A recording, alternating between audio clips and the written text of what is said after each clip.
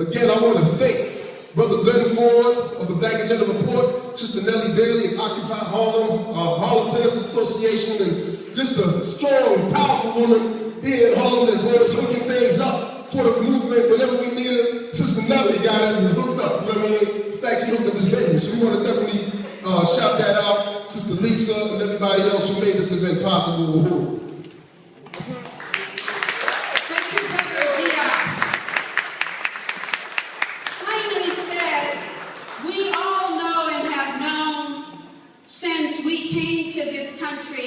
That wherever we are in internal colonies here in this country. And the police department is the occupation force. That's what they are here for. They are here in Harlem and throughout the country in a gentrification process that is in fact sustained and carried out for the U.S. imperialist oligarchy, the plutocracy, to protect private property.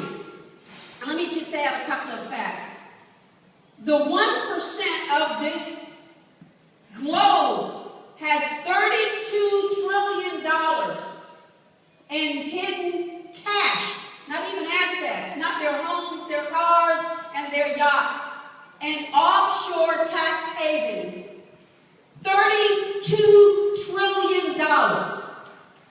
So this country isn't broke, but that is what we're dealing with. And when we're talking about coming together, we're talking about coming together in mutual respect, absent brothers, any misogynism, and we're talking about coming together for a future, a very radical and very different future from the one that we have now.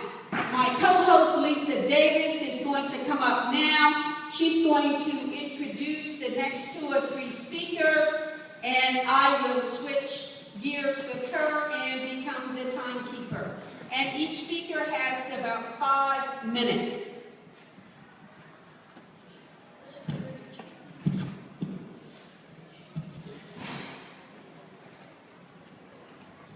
How's everybody doing so far? Are you ready for the revolution? That will only happen when each one of us is ready for it.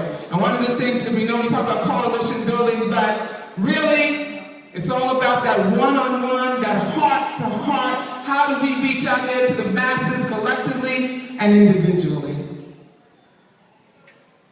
Without further ado, the next speaker that we have on the list is from the Revolutionary Student Coordinating Committee, Brother Khalil Vasquez. Is the brother here? Okay. Well, we'll hold that spot for him when he comes. Moving right along, did somebody say something? Is there someone else? Oh, somebody else is representing? Oh, yes, my brother, please come up and introduce yourself. Thank you so much. Peace, Uhuru, everybody. I'm Luis. I'm chair of Revolutionary Student Coordinating Committee. And basically, our focus of work is in the CUNY system. And the CUNY system is where Assata came out of. She is an alumni of BMCC. She is an alumni of City College. And this is where she found herself. She found herself in this revolutionary struggle for the independence and freedom of oppressed peoples within the internal colonies of the U.S. and of the oppressed peoples worldwide. And me as RISC and our members, we understand that CUNY is going to have to be within this city one of the mechanisms that we use to basically serve the people on a mass basis, because we realize that Assata found herself in the struggle in the CUNY system.